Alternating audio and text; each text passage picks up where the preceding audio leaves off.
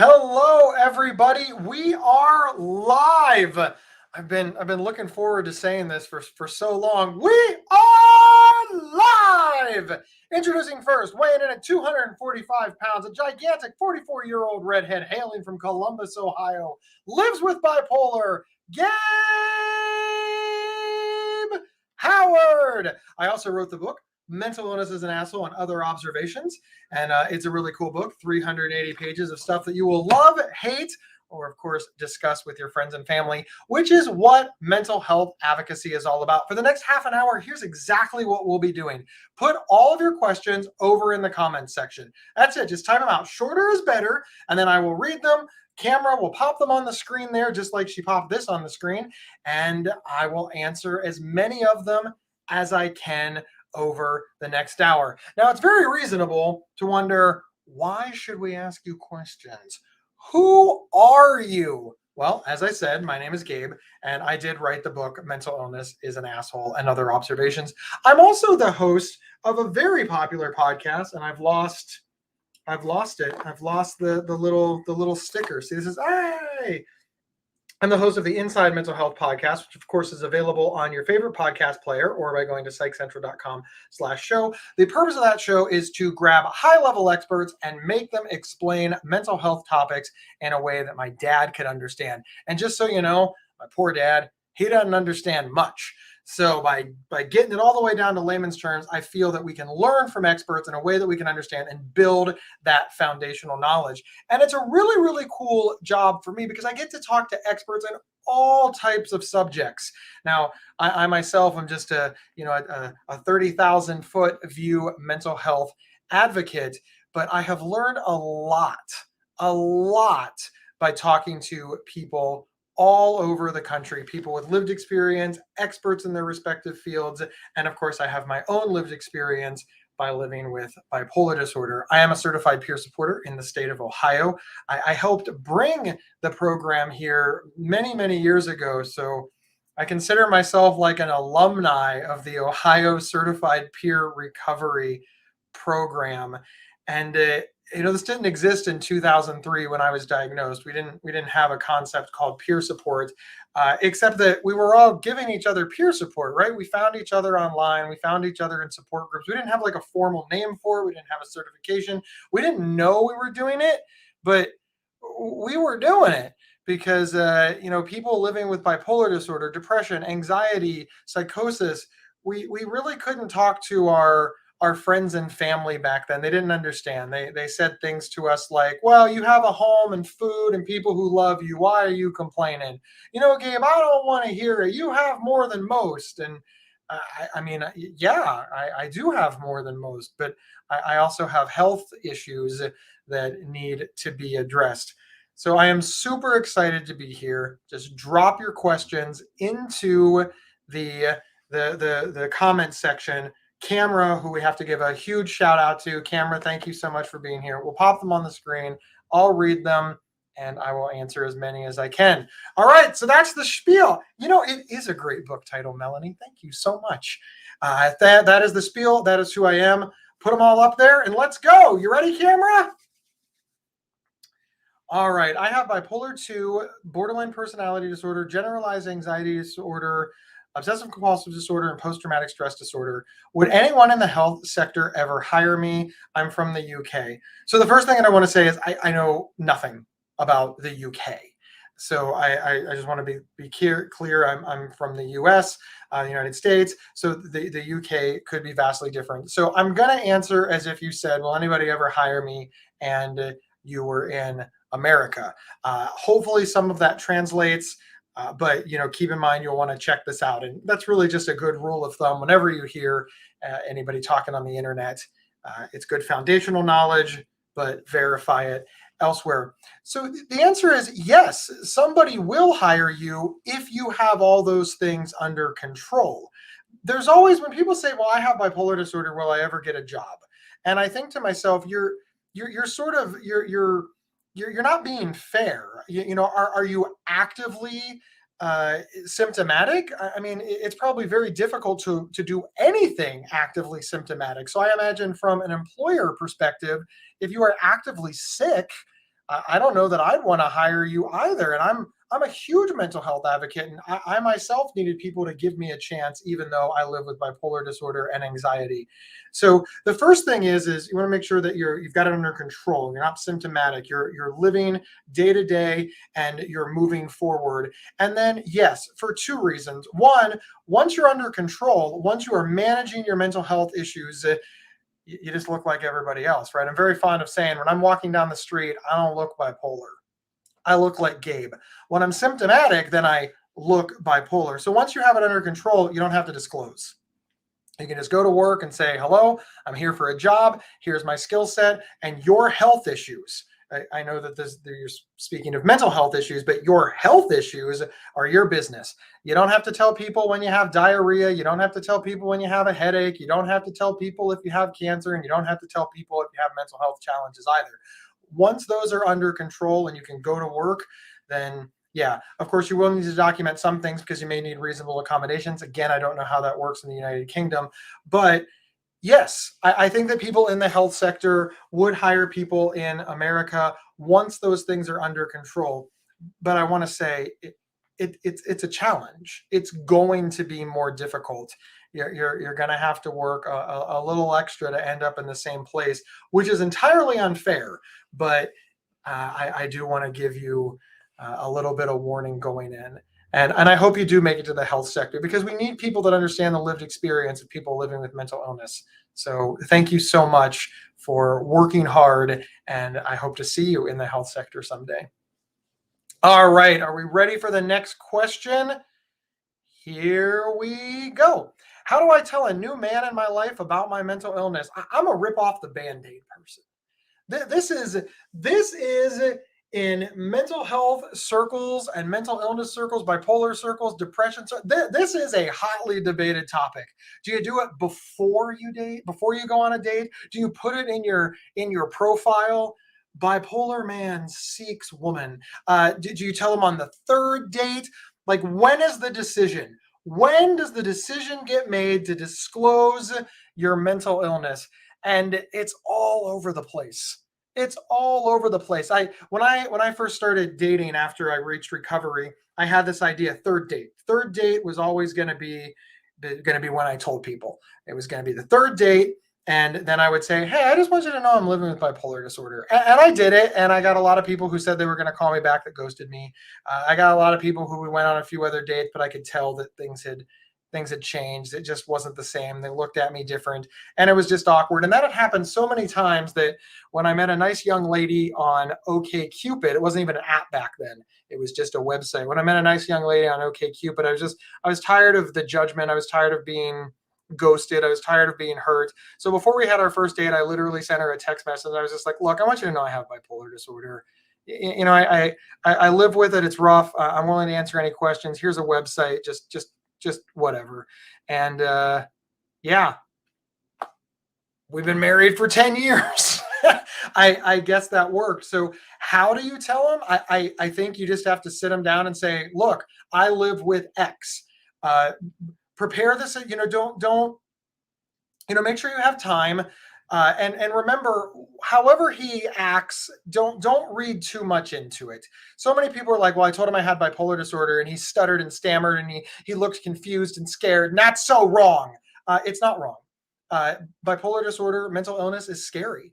Getting scary news, it makes people stammer. People need a moment to think. So clear off an afternoon, sit down and say, hey, I want to tell you some stuff. This is a judgment-free zone. Whatever you do is fine. Ask all of your questions. And no matter how offensive, for lack of a better word, the questions are, he says, oh, you have bipolar disorder. Does that mean you're violent? Don't get mad. Just say, no, that doesn't, that is a common myth. I understand why you might think that way, but no, it doesn't. Direct them to the Mighty Healthline, psychcentral.com. Have them listen to an Inside Mental Health podcast. Hell, buy them the book. Whatever you need to do, just answer all of their questions and get on the same page, and then keep that dialogue opened. Again, I'm a rip off the Band-Aid. Just sit them down and say, boom, I have X. But again, make sure that you leave some time. I tell them before I ask them out, it never goes well, but I don't want to waste anyone's time. Nelson, truer words were never spoken. I had so many problems with this. That is many people's experience, mine included. The one that worked, I did tell beforehand, so that is not scientific in any way, but it's what happened. Thank you so much for all your comments and for the question. All right, are we ready for the next one, camera? In my mind, I feel like she answers.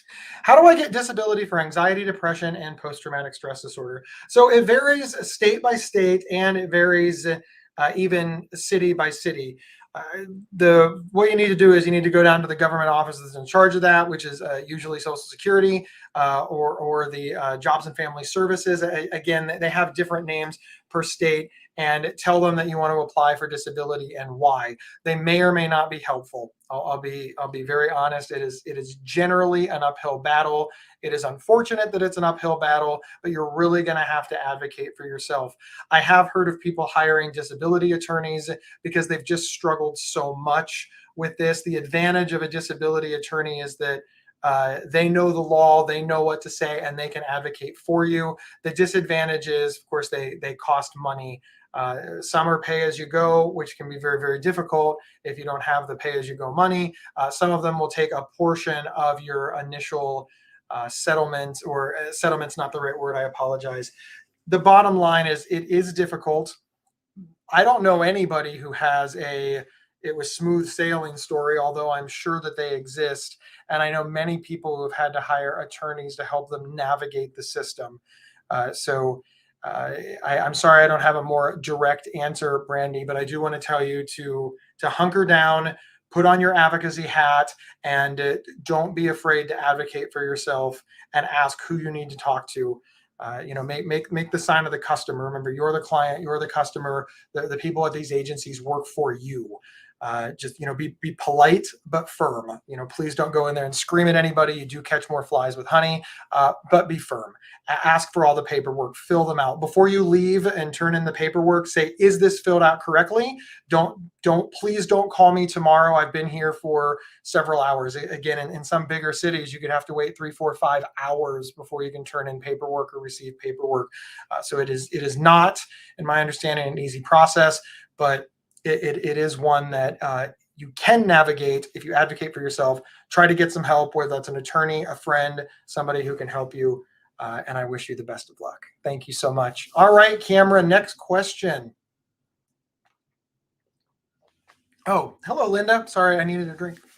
Is there a cure for anxiety disorder, and why would it go away for a period of time and then come back? There is no cure for anxiety.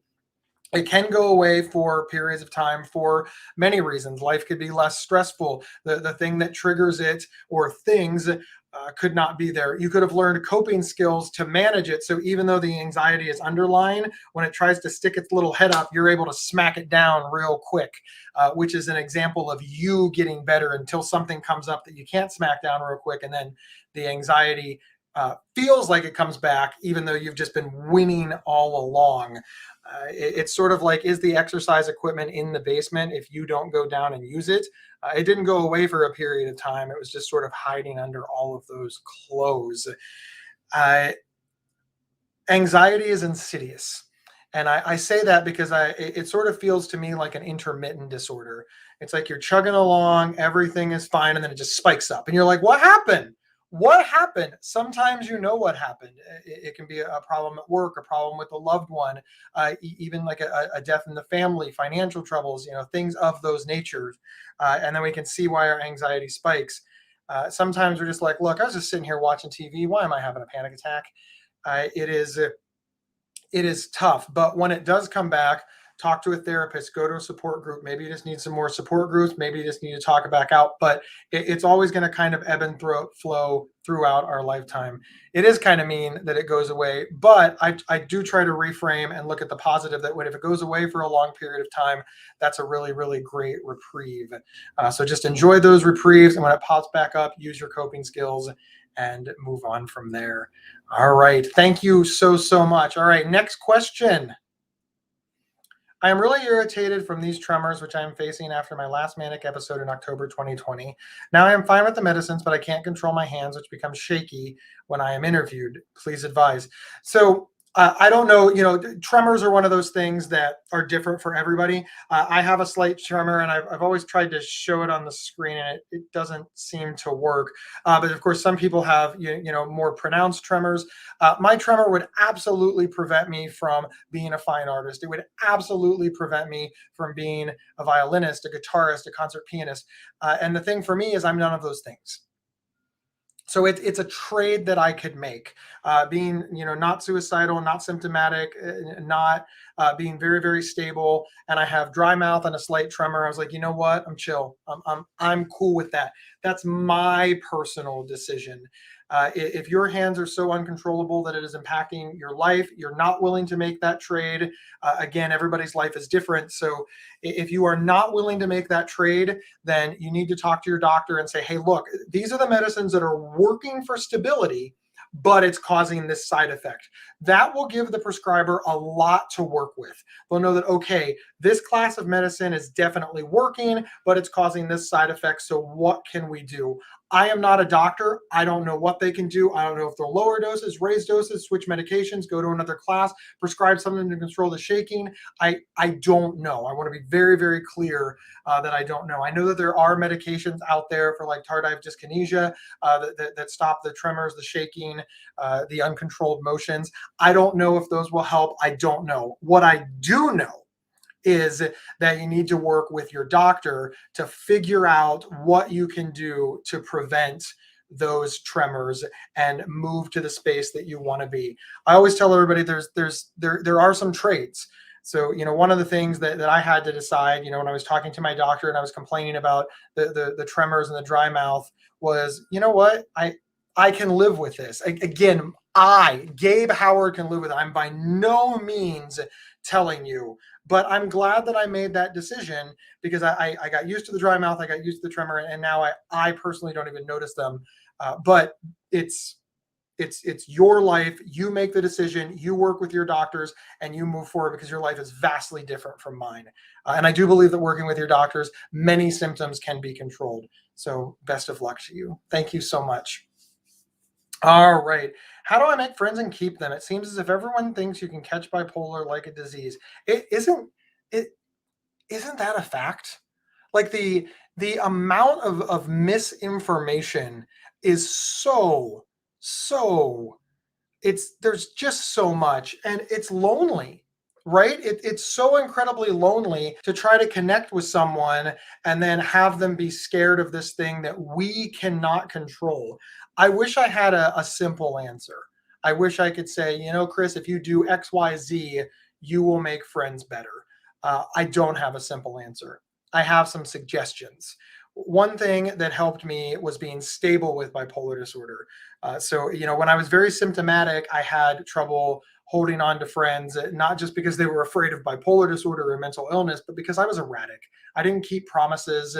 I canceled a lot. I was very loud. I didn't let them speak. It was difficult. The second thing that I realized, I had a huge chip on my shoulder. Nobody wanted to be my friend because I was so angry. Yes, I was angry at bipolar disorder, but I was just so angry. I had to find hobbies outside of being pissed off I was sick. And that was a difficult transition for me because I was really angry at being bipolar. And I had to steer into the things that I had in common. And then I had to start doing those things. And I had to start doing those things alone. I went to hockey games alone. I went to sporting events and movies alone, places where I could meet other people. And I built the relationships around those things. I have just an unusual amount of hockey buddies because hockey is just a great place. You go there, you watch the hockey game, you talk about hockey. I have a lot of, football buddies that I met by going to like local, sports bars and establishments like that. And I just meet the same people week after week. And eventually, I did tell them that I had bipolar disorder, but we'd already solidified this bond over X. Did some people go away? Yes. Did they go away because of the bipolar disorder? Maybe. I don't know because I had a bigger group. So as people ebbed and flowed out of my life, it didn't hurt as much. finally latching onto one person and trying really, really hard, especially, I know how I get when I'm manic, and I know how I get when I'm anxious and paranoid. I can just squeeze too tight.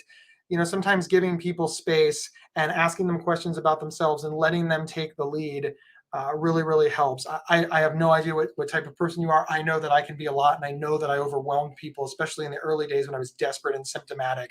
Sometimes that's difficult to dial it back a little bit, but I did. I also worked with a therapist. I also worked on this in support groups. And finally, I did meet people in support groups. Did any of them become besties? No, but we definitely had more than a few cups of coffee on a Saturday afternoon and talked about life. And that was fun. And I enjoyed it. Finally, volunteer, join a club. You may not make a ton of friends, you may not make any friends, but you will be around people. You will be able to practice those social skills, and you will be able to model that living with bipolar disorder means that you still can be vital and active in your community. And I highly recommend doing that too. It is a great place to meet people. Join your local church if you're religious. All of these places where you can get out of the house around people and do what you can, I think is really, really vital. All right, we're going to go into speed round mode. We got about 10 minutes left. I don't want to miss anyone. All right, speed round, and camera gives me the longest question ever. Good job, camera. All right. Do you think the medical model of mental health and labeling can be good for some people, but not so good for others? I found being labeled with various conditions, some that mimic others, and I found this confusing. How can you better cope with a variety of labels? And do you think that just because it works for me, it's best not to label myself if I find that it helps? I'm not in denial. I just choose to use I think strategies. I apologize if I don't know that word, that target the who rather than the parts kind of thing. Thanks. Melanie, you've answered your own question. How you choose to describe your own experience is very personal to you, and I would never tell you that it's wrong. And for some reason, some people, in the person first language movement, in the conscious language movement, they believe that they know the way, and they've made rules for the rest of us to talk about our lives. And I don't like that. I don't like that at all. I really find it quite aggressive for a group of people to dictate how the rest of us describe our own experiences. I acknowledge that they are well-meaning. I do. But if you think about it just for a moment, one group of people telling the rest of the world how to describe their lives, their experience, what they're feeling, what they're seeing, and then determining social consequences for getting it wrong. I believe that people are afraid to talk about it for fear of saying the wrong thing. And the reason that they're afraid of saying the wrong thing is back to this small group of people making rules that the rest of us have to follow. I don't understand it. I don't understand it one iota. You can describe your life any way that you want. I will say that some labels are important. It's super important for me to know that I have bipolar disorder. Whether you call that a label or not, I don't even want to get in the debate, but here's why it's important that I know that what I'm living with is called bipolar disorder, because I can Google tips for bipolar disorder. I can join a bipolar support group. When I go to my doctor, she can help me with the symptoms of bipolar disorder. Am I more than just bipolar? Yeah, you're damn right I am. I'm also more than just a speaker. I'm also more than just a son. I'm also more than just a husband. I'm also just more than just a doggy daddy. I'm more than a lot of things. But I said the other day to somebody, you called him a psychiatrist, not a person practicing psychiatry. Why is that? And they said, well, practicing psychiatry isn't bad. Interesting. So in your mind, being bipolar is bad. And you've rectified that by saying a person living with bipolar disorder. Yeah, I think we have bigger problems than the words. You do you, talk about it however you want. It's your life, it's your experience. Don't shame other people, don't shame yourself. We need to have open and honest conversations that are safe. And right now, with all of these rules, people aren't talking. We say that we want people to talk about it, but then we get mad at them when they do it wrong. So just thank you for who you are, and you do you. Thank you so much. All right, next question. I take lithium. I don't know what it does. Overall, I'm not well. Social anxiety issues and rage issues. But I have a job and somewhat understanding bosses. How do I know if I should switch meds, not knowing what will change for better or for worse?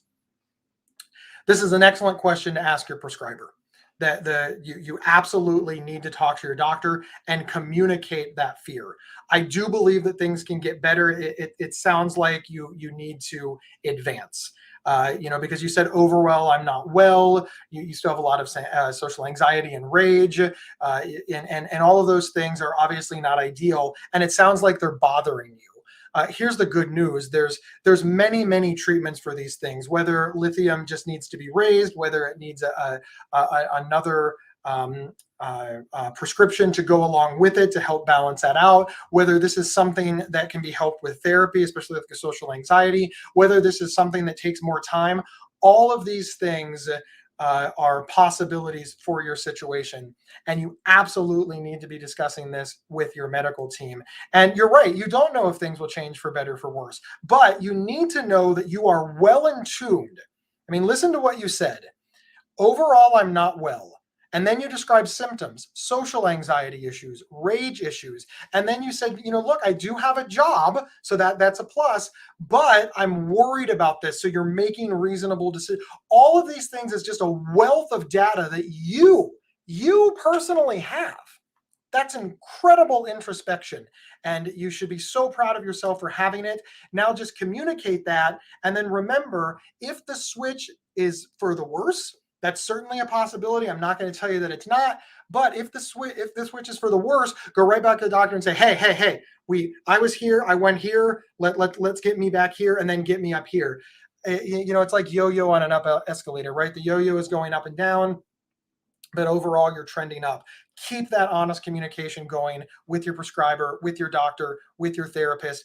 Hope for better days, plan for worse ones, but sincerely, Nelson, the amount of information you have about your illness and your day-to-day life is excellent. It's excellent, and you should be super proud of yourself. And now communicate that. Even if you have to write all of this down and just hand it to them when you hand it to your doctor when you walk in the door, do that. Do whatever you need to do. But I am super jazzed that you have so much information. You should be extraordinarily proud of yourself. And thank you for the question. All right, next question. What to do if you want to isolate yourself and you don't have the energy to talk to anyone and you're always tired? Is that considered depression? It certainly sounds like depression. It might not be depression, though.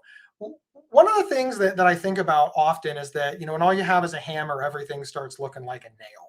I don't know anything about you, Roxanne. I don't know your age. I don't know your medical history.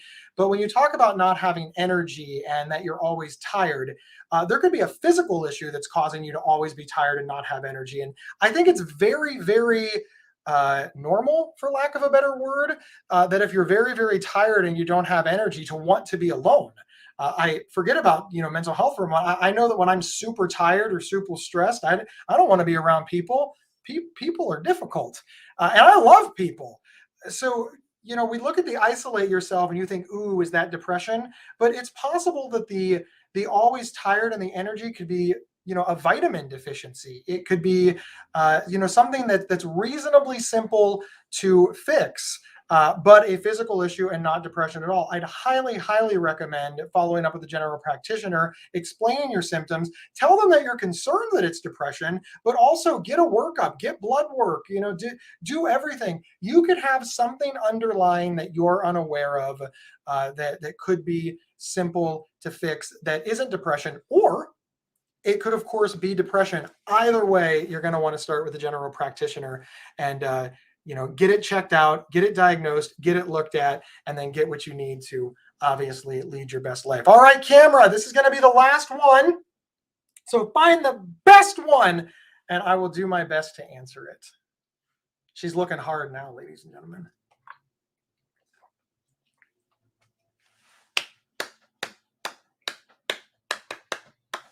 What's the biggest difference between borderline personality disorder and bipolar?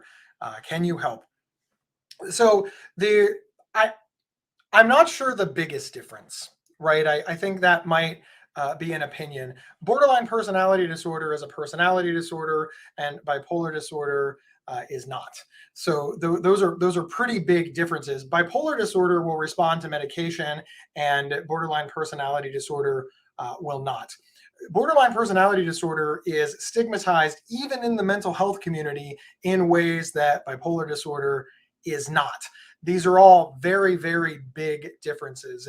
The treatment for borderline personality disorder and the treatment for bipolar disorder are very, very different. Sincerely, they're not very much alike at all. I think the only reason they get lumped together is because people see the abbreviation right there, BPD, and some people think it stands for bipolar disorder. And then suddenly they're like, oh, well, borderline personality disorder and bipolar disorder have a lot in common, right? No, they're very different. They are both mental health issues. They are both mental illnesses. There's no cure for either of them. You need treatment, support groups, assistance is vital to managing the disorder in both of them, but they're sort of worlds apart. And I that is probably as much as I can accurately provide on that. I know for a fact that a psychiatrist is would have much better answers than mine. So it wouldn't hurt to go over to like psychcentral.com and look up borderline personality disorder, read about it, and then on psychcentral.com go to borderline personality, or I'm sorry, bipolar disorder. There's also 2 podcasts. If you go to psychcentral.com/show, I did 1 on borderline, or I did 2 on borderline personality disorder, and I did a couple on bipolar disorder as well. You can listen to them both, and you'll start hearing the differences as well. Now, Camera tells me that there is a super cool question that I absolutely have to answer, and I do whatever she says because she is the boss of me. Camera, you want to pop that up and I'll answer it? Can you talk about the importance of seeking expert mental health provider? Was that something you had to go through or not? And what did that mean to you? I think that it is extraordinarily important to take every single avenue towards success that you can. So often in mental health advocacy, when somebody says, hey, you need to see a provider, you need to see a therapist, you need to see a psychiatrist, you need to see a psychologist, you need to seek out a doctor, they hear the word only. And I wish that I could get people to stop hearing the word only. I never said only see a doctor or only go to therapy. No, it's one of the tools that you should use. For my recovery, it was a very, very powerful tool. Without medication, my mood swings were so far apart that I couldn't concentrate and learn any coping skills. I couldn't show up for I was so unreliable. And sometimes I thought that I was king of the world, and sometimes I thought I was garbage. And if I died, my mom would be happy. How am I supposed to learn coping skills or introspection or understand my disorder with that going on? So the medication helped get it to here. Which alleviated a lot of symptoms and allowed me to focus. And then I went to therapy, and that taught me some coping skills. And then, it's my favorite part, I went to peer support groups and talked to other people who lived with bipolar disorder and depression and psychosis and learned their experiences. And then I went to a vocational rehab center and learned, my rights to get reasonable accommodations at work. And then I became a peer supporter and worked with people one-on-one and got support from people at the drop-in center, because that was wonderful. It was such a vibrant community of people in various stages. And I'm not even naming all of them. I also read things on like The Mighty, Psych Central, Healthline. I started writing, like just keeping a journal on my own felt good. Then I started blogging, I started a podcast. All of these things, while they do have value out in the community, they have value to me. Did that all start with seeking expert mental health advice? In my case, yes. Yes, it absolutely did. I do believe that if I wouldn't have started with a doctor, I probably would have my situation would have been a lot worse. I was very suicidal. I thought demons were following me around, and I needed to have that addressed medically. There was no amount of will that was going to fix that for Gabe Howard. Your situation may vary, but I don't understand why we're picking only one. I really don't. The other day, my wife and I went out to dinner and she's like, do you want potato skins or cheese sticks for an appetizer? And I was like, why? Why only one? Why don't we just have both? And we did. We had cheese sticks and potato skins, and it was glorious. It was glorious. I think that it's very, very helpful. I think that experts exist for a reason. I think they're there to help us. I think a solid partnership between us and experts will get us there quicker and safer and more stable. But that's my diagnosis. That's my experience. It's many people's experiences. But sincerely, once you see your doctor, don't ignore peer support. Don't ignore reading personal stories like on the Mighty. Don't ignore doing stuff like this. Don't ignore volunteerism. And you know what? While we're on the subject, don't ignore diet and exercise. People think that has nothing to do with our mental health, but diet, exercise, sleep, it's all interconnected. So thank you so much for that question. Thank you so much for being here. My name is Gabe Howard. I host this podcast. It's absolutely free. Just go to psychcentral.com/show or your favorite podcast player. I also wrote this super cool book, Mental Illness is an Asshole and Other Observations. You can get it by going to gabehoward.com and I will sign it and include all kinds of super cool swag. It's 380 pages of awesome. Listen to how heavy it is, right? I mean, that's like a book, right? And I'll mail it right to your house with a bunch of free gifts. Thank you, everybody, and I will see you next time here on The Mighty.